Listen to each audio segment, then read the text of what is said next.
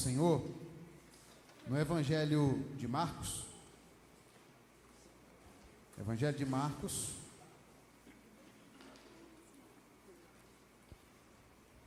o segundo capítulo, Marcos 2, do 1 ao 12.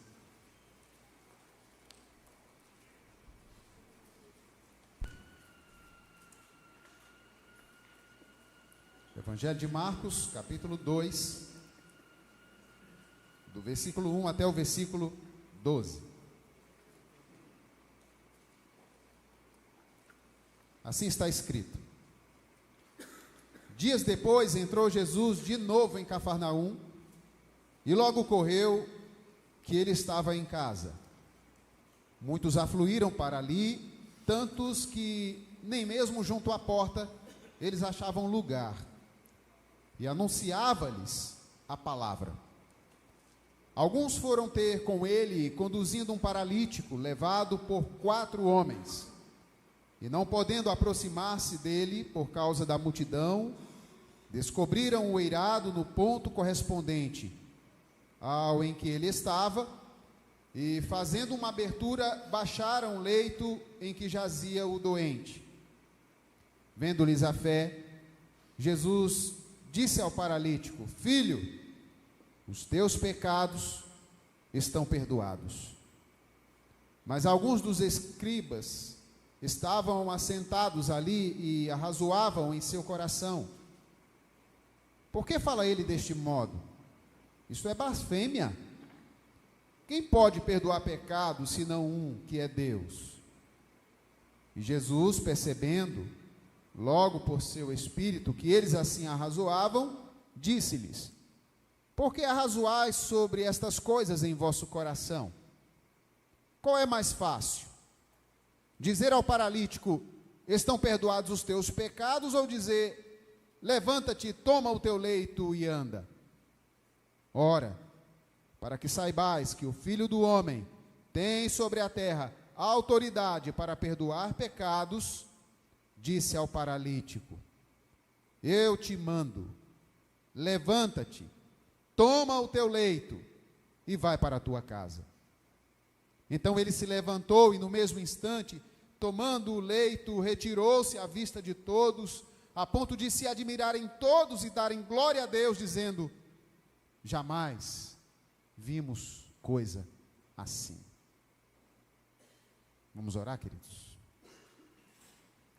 Obrigado, Pai, por esse tempo, obrigado por esse momento, obrigado por esta rica oportunidade de estarmos aqui para ouvirmos a palavra do Senhor, para te louvar, para te engrandecer, para te exaltar, para te cultuar. Pela tua misericórdia, nós clamamos que o teu Espírito Santo nos ilumine para que voltemos para casa cheios da tua palavra, daquilo que o Senhor tem para nós neste momento, em nome de Jesus Cristo. Amém. Algumas coisas nessa vida, meus irmãos, nos surpreendem. Algumas coisas me surpreendem, podem não surpreender você, mas eu fico admirado com o fato de uma aeronave levantar voo com aquele peso todo e se manter lá em cima, toneladas de ferro com gente dentro, e eu fico impressionado. Eu sei que é física, mas eu fico impressionado ainda. Eu fico impressionado como Deus faz as coisas em nossa vida, como Deus criou o universo. Eu fico impressionado com a infinitude do universo. Eu fico impressionado. Eu fico impressionado com o planeta Terra. Nós estamos aqui com a sensação de que estamos firmes, né? E na verdade a gente está flutuando no universo, segurados pela falta de gravidade. Eu fico impressionado com essas coisas. E ainda me impressiona a maneira como Deus criou o ser humano. O ser humano, me impressiona o ser humano. Capaz de criar, capaz de, sabe, chegar nesse ponto tecnológico que a gente chegou. Algoritmo, inteligência artificial, as coisas que, meu Deus, eu fico impressionado. Mas, de tudo aquilo que pode me impressionar nessa vida, meus irmãos, há uma pessoa que, sobretudo, me impressiona de maneira muito peculiar. Quem é? Ele. Jesus Cristo. Como ele é impressionante. Sabe, meus irmãos, discutir, estudar, analisar as duas naturezas do Redentor, por exemplo, a divina e a humana, já dá tanto pano para manga, já dá tanta conversa boa, nesse homem-Deus, nesse ser humano tão especial, que a gente poderia ficar aqui horas e horas. Me impressiona o poder de Jesus de Nazaré. E é esse o tema da nossa reflexão hoje. O impressionante poder de Jesus. E esse texto leva-nos a refletir um pouco sobre esse Jesus, sobre o seu poder, sobre o que ele faz em nossas vidas. E uma das coisas que me impressiona é a maneira como Jesus atrai multidões naturalmente, sem tráfego pago. Naturalmente. A gente sabe como que há pessoas aí, especialmente online, na internet, que conseguem atrair, arrebanhar legiões e legiões de seguidores. Mas Jesus de Nazaré, meus irmãos, todas as vezes que ele aparecia, todas as vezes que ele atuava, todas as vezes que ele interagia, atraía multidões, impressionantemente. Diz o texto começa assim, versículo 1, entrou Jesus de novo em Cafarnaum, a aldeia de Naum, não necessariamente o profeta Naum, mas é isso que significa Cafarnaum. É uma das residências de Jesus, um dos lugares onde Jesus morou. Na verdade, Cafarnaum era a residência galileia do Senhor, uma cidade muito estratégica para ele, porque ali ele montou o seu quartel-general, ali ele pôde chamar o coletor de impostos, Mateus, que trabalhava naquele lugar, ali ele pôde curar o servo de um centurião. Então, por aí a gente já tira uma conclusão de como aquela cidade era importante, porque havia ali a presença de uma autoridade romana naquela magnitude, um centurião. Isso também permitia uma sinagoga naquele lugar. Foi ali que Jesus operou também na casa de Jairo. E tantas outras coisas Jesus vai fazer ali, a lista é grande. Mas aqui ele está prestes a realizar naquele lugar mais uma maravilha. Então, alguns homens se aproximam daquele lugar e aquelas multidões chegam primeiro. Isso acontecia com muita frequência onde Jesus estava, as multidões o apertavam, os evangelhos estão cheios desses relatos, e ele os ensinava, diz o versículo 2. Jesus anunciava-lhes a palavra. Jesus pregava para eles. Você quer atrair pessoas? Então tenha algo para passar para essas pessoas. Essas pessoas que arrebanham milhares e milhares de outros seguidores pela internet afora, sempre tem algo para passar. Se é bom ou se é ruim o que tem para passar, aí os seguidores vão julgar, né? Mas o fato é que sempre tem algo para passar. E nós, como discípulos de Cristo, à semelhança do nosso Senhor, precisamos ter algo bom para passar para as pessoas. Caso contrário, em vez de atrair, nós afastaremos. pessoas não se aproximam de uma árvore que não dê sombra ou que não dê fruto. Pelo contrário, a árvore que não dá fruto é cortada e lançada no fogo. Jesus se aproximou de uma figueira, vendo que não tinha frutos. Em outras palavras, para que você serve? E diz o texto que mais tarde eles perceberam que a figueira secou, morreu, porque não dava frutos.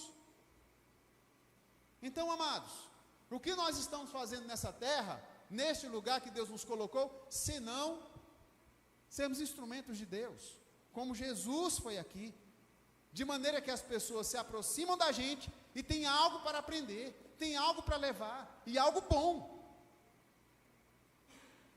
Porque quem está em Cristo, jorra de dentro de si, Jesus faz jorrar de dentro de nós, água viva. O próprio Jesus é essa água. Portanto, meus irmãos, percebamos como Jesus atraía naturalmente, e isso é impressionante, isso me impressiona. Impressiona-me o fato de Jesus motivar as pessoas daquele jeito. Como ele consegue fazer isso? Só pode ser Deus. Motivação também é algo que está na gente. A gente consegue motivar uns aos outros, tá? Há quem estude até as coisas de energia. Sabe como é que é? Você estiver ruim. Aí quem chega perto de você, fica ruim também, um negócio esquisito. Muito esquisito. E você está enjoado. Então quem está ao seu redor vai ficar enjoado também. Então, quem é que aguenta ficar próximo de alguém que só vive reclamando? Me fala aí. Ninguém aguenta. Mas essa questão de motivar, que é o oposto, né? A gente consegue também. Motivar um ao outro, sabe? Por isso que a gente anda junto, em família, em comunidade, para que um possa motivar o outro. Isso é bíblico. Oi. Isso é bíblico, irmãos. Motivar um ao outro é bíblico. Então, observemos aqui a motivação desses homens no texto sagrado. Versículo 3. Um deles é carregado. Se você puder manter a sua Bíblia aberta, por gentileza, e não esperar ali pela tela. Às vezes eu sinto falta, diante da tecnologia que a gente tem, de manter o livro sagrado aberto e ir conferindo, sabe como é que é? O pregador vai falando e você vai de olho, conferindo, isso é maravilhoso. Olha o que é que diz o versículo 3, irmãos. Alguns foram ter com ele, um deles paralítico sendo carregado, outros, pelo menos 4 deles, carregando o paralítico.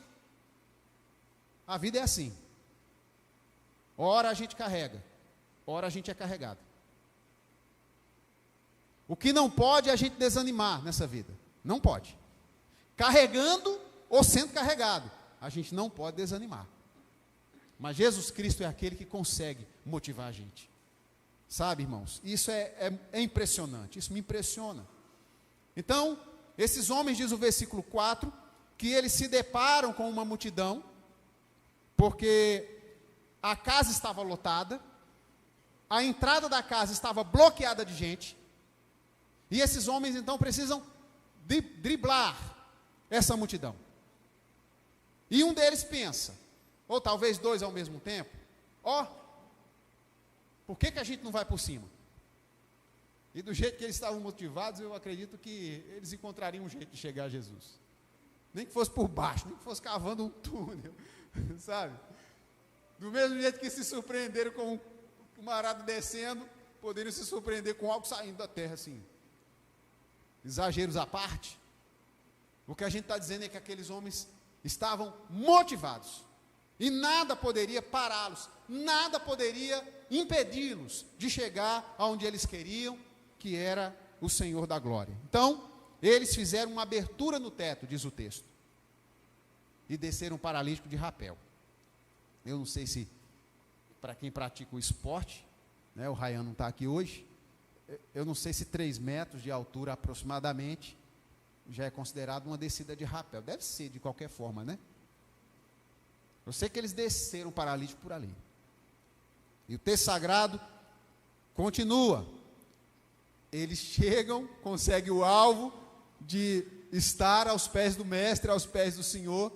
E o que nós aprendemos com isso, meus irmãos? Existem pessoas que só enxergam os obstáculos, enquanto outras pessoas só enxergam oportunidades. Aí a pergunta que eu faço para você: em qual das duas categorias você se encaixa? Onde você se encontra nessa história? Se você é daqueles que só vê problema, ou se você é daqueles que olha para tudo e uma oportunidade. Não podemos negar que os problemas existem, gente. Eles estão aí, é fato. Não somos negacionistas. Quem é doido? Agora, a maneira como você olha para o problema é que vai fazer toda a diferença. Se você olha para ele, já pensando numa solução, ou em 2, ou em 3, ou em 10, 100 soluções que seja, porque se uma falhar, tem outra. Então, qual é o problema? Vamos vencer, vamos superá-lo. Esses homens enxergavam oportunidades, e Jesus faz isso na vida da gente. A gente vai caminhando com ele, sabe? A gente vai crescendo com ele, a ponto de a gente chegar num nível que ele vai dizer: não, meu filho, já resolvi problema pior na sua vida. Esse aí é fichinha. Nós acabamos de cantar, sabe? Para a gente enxergar além das ondas. Acabamos de cantar para que o Senhor nos leve, nos guie mais fundo do que já estivemos. E o que vai acontecer com a nossa fé? Ela será mais firme. Esses homens estavam indo além. Eles podiam ter desistido dali. Gente, hoje não dá. A fila está grande. Quanta gente desiste por causa de fila? Ou por outra coisa. Outro probleminha. Sabe? Não dá. Gente, esses homens não desistiram. Eles foram até as últimas consequências. Dá para entender que não tinha obstáculo para aquele povo? Dá para entender que ser cristão e andar com Cristo é isso? É aprender a superar esses obstáculos? Mas outra coisa que me surpreende aqui, queridos, é a maneira como Jesus perdoa pecados. Ele perdoa pecados. Veja como está escrito aí no versículo 5. Vendo-lhes a fé, Jesus disse ao paralítico: filho, os teus pecados estão perdoados. Por que Jesus disse aquilo? Porque ele veio para isso. Mateus capítulo 1, versículo 21. Quando o anjo do Senhor vai em sonho acalmar o coração de José e vai dizer para ele: filho, não tema receber Maria como sua esposa, porque ela não te traiu. Não é como você está pensando. Tira essas coisas da sua cabeça. O que nela foi gerado é do Espírito Santo. E você vai dar o nome desse menino, vai batizá-lo de Jesus. Por quê? Ele salvará o seu povo do pecado deles. Essa é a missão do Filho. Salvar-nos dos nossos pecados. Jesus veio com essa missão e ele estava ali para isso. E o que é pecado senão errar o alvo? E como eu vou saber o que é pecado, o que não é? Bíblia, palavra de Deus. Não é o que o outro diz que é pecado, é o que Deus diz que é pecado. Entende? Porque você vai andar por aí, você vai ouvir tanta coisa. Isso é pecado, isso é pecado, isso é pecado. Você tem que morrer para usar azul é pecado, usar preto é pecado. Uns exageros. Vamos para a Bíblia. O que é que a Bíblia diz sobre pecado? Pecado é contrariar a santidade de Deus, já que eu me proponho a caminhar com Ele. Pecado é eu quebrar a regra quando eu me proponho a caminhar com outra pessoa. Isso é pecado. E por aí vai. É claro que a lista é grande, mas eu preciso me orientar pela palavra de Deus. O fato é que todos nós pecamos, todos nós precisamos da misericórdia do Senhor, Romanos 3, 23. E o fato é que o pecado paralisa algumas áreas da nossa vida, se não a nossa vida toda. É isso que o pecado faz. Por isso que você tem que se livrar dele. Você está no alvo, você está na direção, você está caminhando bem. Aí vem a distração do inferno, vem o pecado, rouba um tempo que você precisava estar investindo em algo sério, com Deus, desvirtua sua mente, acaba com você, destrói o seu coração, destrói a sua casa, destrói a nossa sociedade, destrói o mundo com guerras. Isso é pecado. O pecado tem o poder de paralisar-nos. Mas louvado seja Deus. Jesus Cristo tem um poder ainda infinitamente maior, que é o poder de perdoar pecados. Isso é maravilhoso, irmãos. É por isso que nós estamos aqui, louvando esse Deus. O Jesus, cuja atitude impressionante é a de perdoar pecados. Jesus também conhece os corações. Isso também é impressionante. A maneira como ele olha para a gente e vê não apenas o nosso exterior, mas olha dentro de nós, olha no íntimo da nossa alma, olha no íntimo do nosso coração, nos conhece de dentro para fora. Claro, ele nos criou. Ele nos mantém, ele nos salva, ele sabe tudo sobre nós. Portanto, quando a gente olha aqui para essa situação, especialmente no verso 6, se você conferir, voltar os seus olhos novamente, os teólogos ali de plantão, né? Os escribas. Quem eram esses homens? Eram os homens da letra. Eram os doutores da lei. Era gente que conhecia bem a palavra. A função do escriba se confunde na Bíblia muitas vezes com a função sacerdotal. Na medida em que ele está prestando um serviço para Deus, é claro que o escriba, ele não existe apenas no contexto religioso, ele existe no contexto cultural, geral, de governo, de tudo. Mas aqui, basta lembrar para Esdras, por exemplo, o maior dos escribas. O maior não, um dos mais famosos dos escribas, né? Como Esdras ali na reconstrução dos muros, juntamente com Neemias, ele atua de uma maneira muito pastoral também. Essas pessoas, elas eram importantes, não só porque escreviam bem, tinham uma boa caligrafia, sabe? Tem gente que tem uma caligrafia de dar inveja, né? Não. A letrinha redondinha, desenhado, uma prática, um negócio. Esses homens escreviam bem, porque eles precisavam transmitir a lei de Deus, escrita e oral. Eles também falavam bem. E para falar bem, para escrever bem, você também tem que entender de ortografia, concordância, verbal, nominal, pontuação, todas as regras. Mas para além de tudo isso, eles eram entendidos de Bíblia. Eles precisavam de todas essas ferramentas para transmitir a palavra de Deus. Eles entendiam de Bíblia. E porque eles eram entendidos, logo fazem um julgamento em relação a Jesus. O que eles dizem aqui? Versículo 5. Jesus fala: estão perdoados os teus pecados.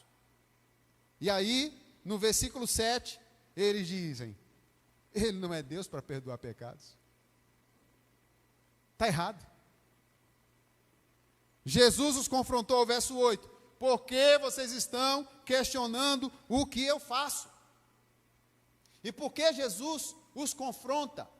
Porque Jesus conhece os corações. Jesus não conhecia apenas o coração dos escribas. Jesus conhecia o coração do paralítico e dos seus amigos. Como é que Jesus diz no versículo 5? Vendo-lhes a fé. Jesus não viu apenas a atitude deles. Jesus viu a fé. Jesus viu o coração deles. O texto não está dizendo vendo-lhe a fé, ou seja, vendo apenas a fé do paralítico, mas vendo a fé do paralítico e dos seus amigos, dos 5. Vendo-lhes a fé. Jesus conhecia ali o coração de cada um daquela multidão. Jesus conhece o coração de cada um de nós que aqui estamos nessa noite. E de você também que nos acompanha online. Jesus conhece o seu coração e sabe o que se passa aí dentro. Coisa que ninguém sabe. Jesus sabe. Angústias que você nem sempre sabe a causa. Tem que procurar ajuda médica para descobrir. Jesus sabe. Jesus conhece. Portanto, meus irmãos, esse Jesus está aqui e conhece os nossos corações, sabe como você entrou aqui nesta noite, sabe como você está hoje e como você estará amanhã. Isso impressiona. Me impressiona ainda a autoridade divina de Jesus e a maneira como ele utiliza, como ele coloca essa autoridade em prática. Isso é impressionante, irmãos. Porque vejam, ele estava sendo julgado por fazer algo que só Deus pode fazer. É isso que os teólogos ali falam. E esse é um dos muitos textos que, na verdade, vem comprovar a divindade de Jesus. Para quem nega que Jesus é Deus, basta olhar esse texto e tantos outros. Jesus está agindo ali como Deus. E no versículo 9, ele vai dizer algo que vai deixar as pessoas balançadas ali para refletir. Dizer estão perdoados os seus pecados é subjetivo, né? Ou seja, não passa de palavras. E se eu disser, levanta e anda? É mais objetivo? Deus pode fazer isso? E Jesus então continua, meus irmãos, aqui no versículo 10. Em outras palavras, estou parafraseando aqui o tempo todo, vocês já entenderam. Vocês estão me chamando de blasfemo? Acaso eu estou aqui para brincadeira? Eu não acho que sou Deus. Eu tenho certeza. Meus irmãos,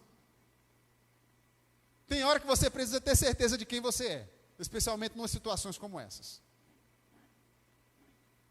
Tem coisa que você é, tem coisa que você está. Entende? Exemplo, pastor. Eu estou presbiteriano. Pastor, você é presbiteriano, pastor. Você não está presbiteriano. Pergunta: vai existir igreja presbiteriana para sempre?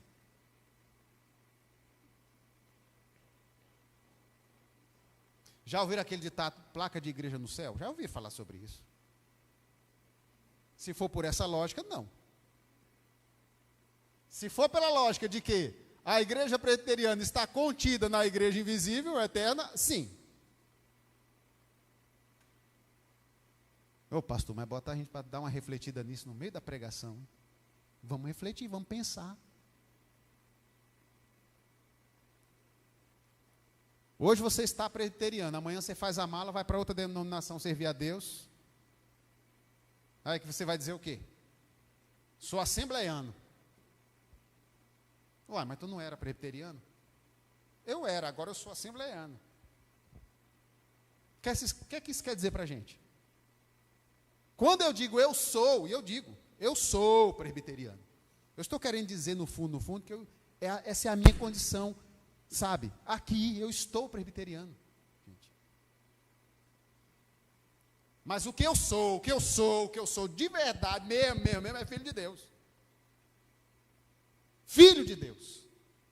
E isso ninguém pode tirar de mim. Sabe, meus irmãos? Querem ver outro exemplo?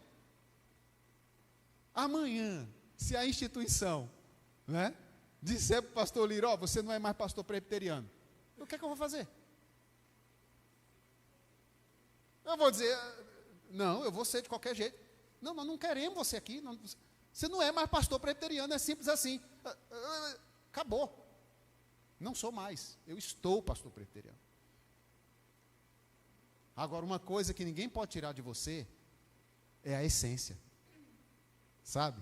Você é filho de Deus. E ninguém pode mudar isso. O inferno não pode mudar isso, gente.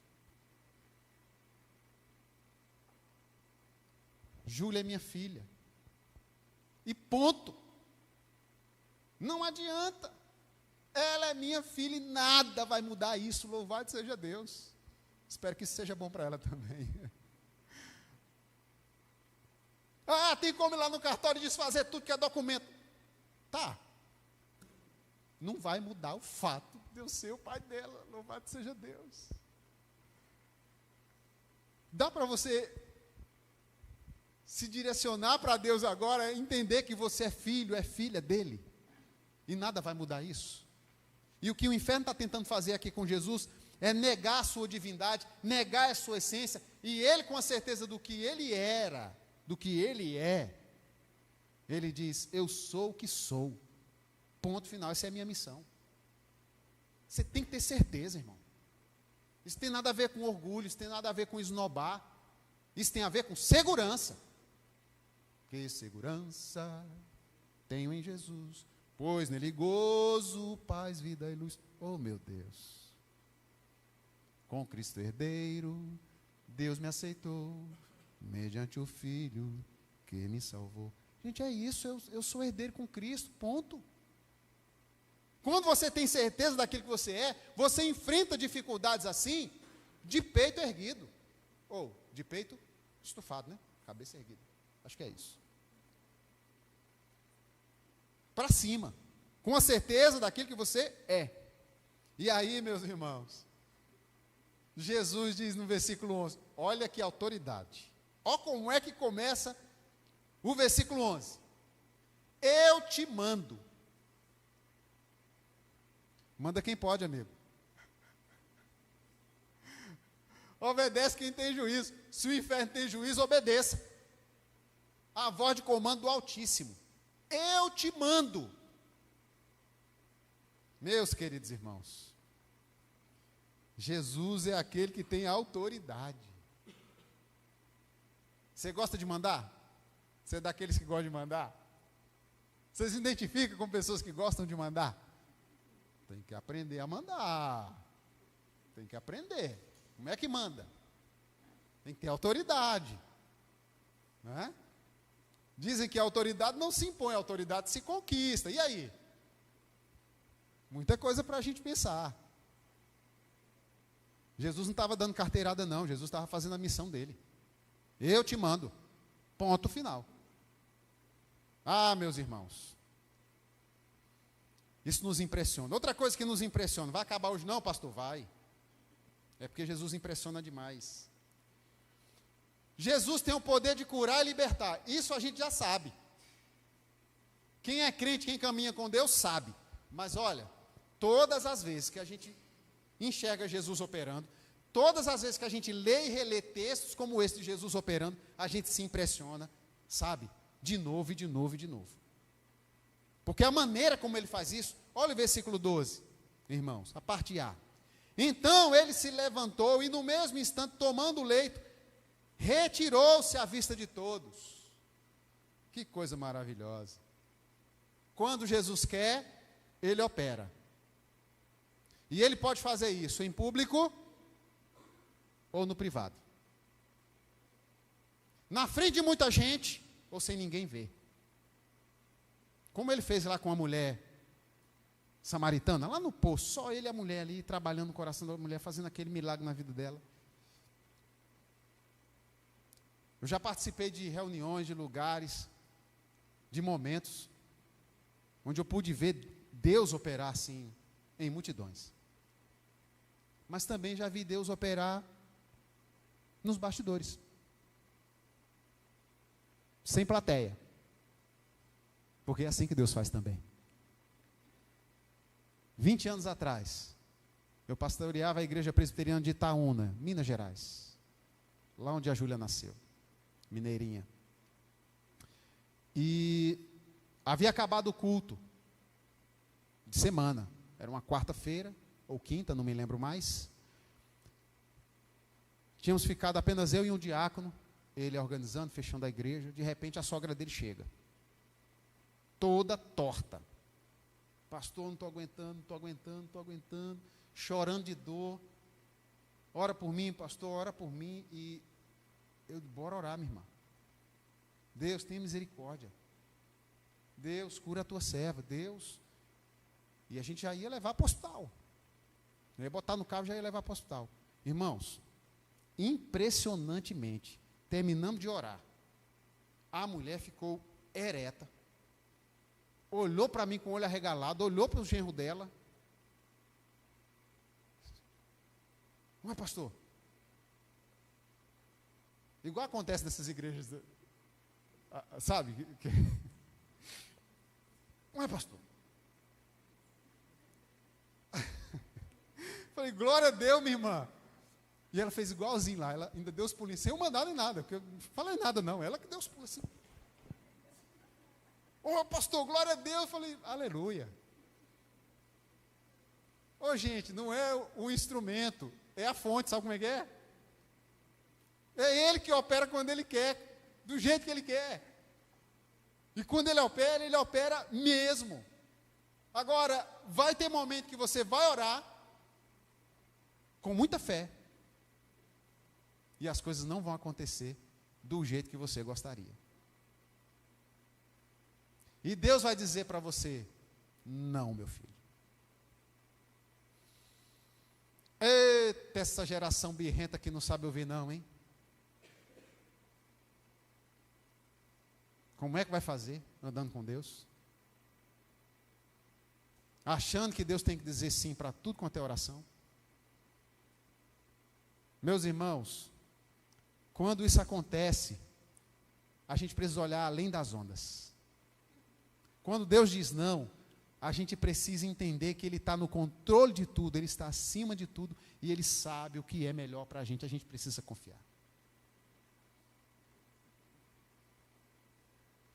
A gente precisa entender que Deus é aquele que conduz a nossa vida com perfeição, com sabedoria, e Ele sabe a hora de operar na nossa vida.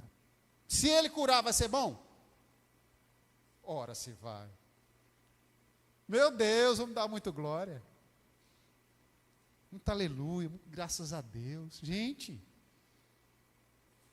mas se Ele não operar, e Ele disser apenas, estão perdoados os teus pecados, contente-se com isso, porque isso significa salvação. Aquele homem não precisava mais de andar do que de ter os seus pecados perdoados, não. Aquele homem entrou ali, naquele lugar, precisando ouvir exatamente o que Jesus disse de cara. Estão perdoados os teus pecados. Porque Jesus conhece corações. Sabe-se lá que besteiras aquele homem havia cometido na vida, gente. Sabe-se lá o peso que ele carregava nas costas por causa do seu pecado. Ele estava precisando ouvir exatamente aquilo de Jesus: filho, fique em paz, tire esse fardo das suas costas, porque os seus pecados estão perdoados. É disso que a gente precisa, irmãos, de salvação. E o melhor, Ele já nos deu, aleluia. Ele já nos deu o que tinha de melhor. Se Ele nos salvou, o resto é fichinha, ponto, para comer de conversa. Que câncer, que nada. Que câncer em estágio avançado das galáxias. Se Deus quiser levar, Ele vai levar. Mas se Deus quiser curar, é num piscar de olhos. A gente tem que ter o pé no chão, irmãos. Esse instrumento aqui, ele é poderoso, vocês sabem, né? A gente sobe aqui com o temor de Deus no coração. Porque o que a gente fala, a gente tem que falar na Bíblia, em nome de Jesus. Para que as pessoas não saiam iludidas, para que as pessoas não saiam jogando tudo quanto é remédio fora, desmarcando tudo quanto é consulta, porque não é assim que funciona. Não é assim. A gente precisa entender que Deus age no natural e no sobrenatural. Ele age do jeito que Ele quiser. Sabe? Outro dia eu disse aqui que saí de casa para fazer uma caminhada em 2 quarteirões. Eu acho que foi se eu fosse contar. Aí eu falei que eu saí de casa para andar 2 quarteirões. Aí, de repente, eu cismei, olhei para o relógio que dava tempo, que eu tinha pensado em dar uma cochilada.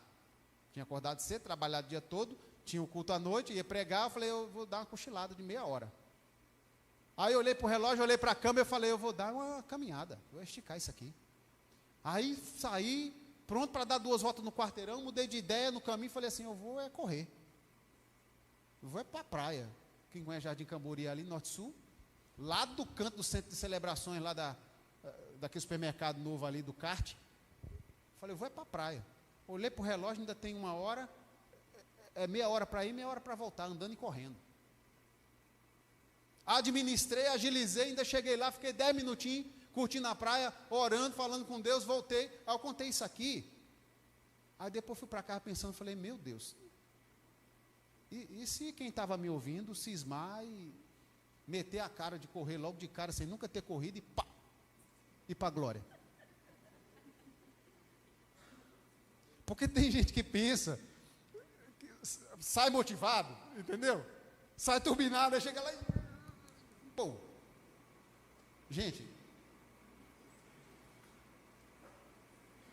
como diz um presidente que passou por aí, é espírito atleta, né? Como é que é? Porte atlético. Eu não corro muito não, mas eu faço essas loucuras desde criança.